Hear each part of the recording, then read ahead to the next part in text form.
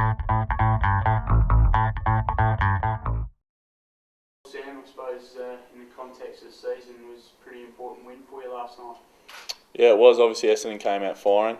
They're challenging for a spot in the 8 as well, and it was good for us. Obviously, with a pretty poor start, we were able to get our stuff going in the second half. How much belief do you derive from a win like that, given I guess you did start so poorly? Yeah, no, we do, and that's probably grown from a few games throughout the year. We've played a few games like that where we haven't started so well, but the belief in the group is good. If we can if we can get back on top and get the momentum back, that we can score quickly if needed. It's such a tight race, obviously, for top 4, but even top 2, a really important win in terms of that race. Oh, it is definitely, but we're not looking at that yet. There's still 4 games to go, and we've got a really important game against Fremantle, who obviously probably the form team in the comp at the moment. But it certainly would help you if you are able to have 2 home finals. Oh, no doubt. That's what everyone strives for, is top 2, and to get the second chance as well. But like I said, we're not looking that far ahead. How much did the home crowd lift you in the second half last night? Yeah, they're actually really good. The 90th man. I think there was 40,000 or something there last night. So no, they were very vocal, and you do definitely get a lift. When they sort of get a sense that the team's coming. So no, they were great. You pulled up all right, given you missed a week with a hammy? Yeah, no, I was fine last night. Got through the game. The ground was a bit heavy in that, but no, all good. Did it help having that week off, just a week outside of not playing a game on the weekend?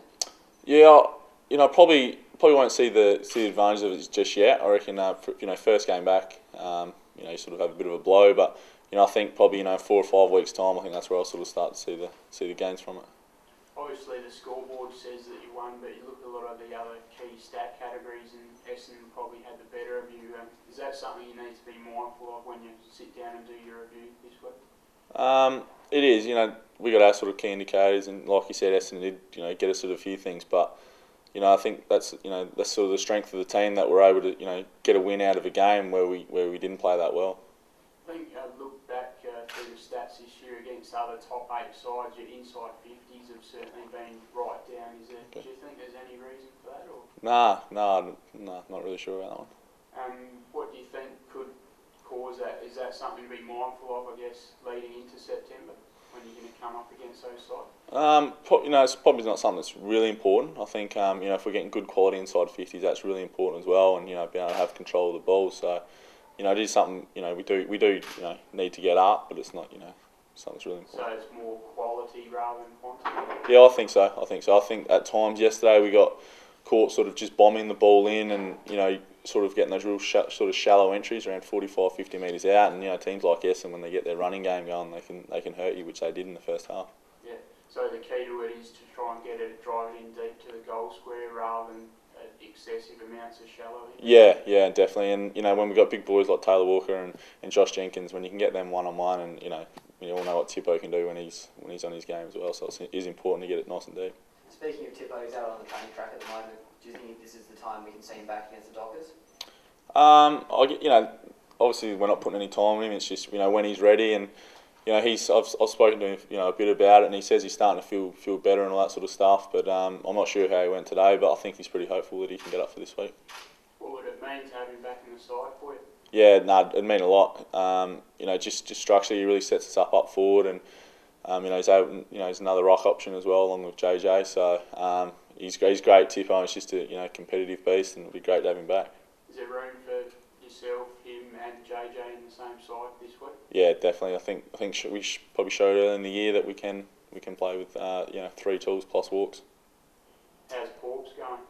Yeah, I think he's just a bit sore. I'm not sure exactly, but I think it's shoulder blade. I think it's just got a bit of bruising, a bit of soreness, but he'll do everything right, and I'm sure he'll be right to go this week. Freo obviously in really good form, particularly the skipper, Paddy. Yeah, I know. I think they've won 6 in a row now, and I think I think before that they'd only beaten teams out of the bottom 8, but they got a hold of West Coast on the weekend, and you've got a lot of blokes sort of playing really good footy. So I think it's going to be another good challenge, another test for us, because there's probably every team in the 8 is able to probably win it at the moment. How do you have a real combined effort?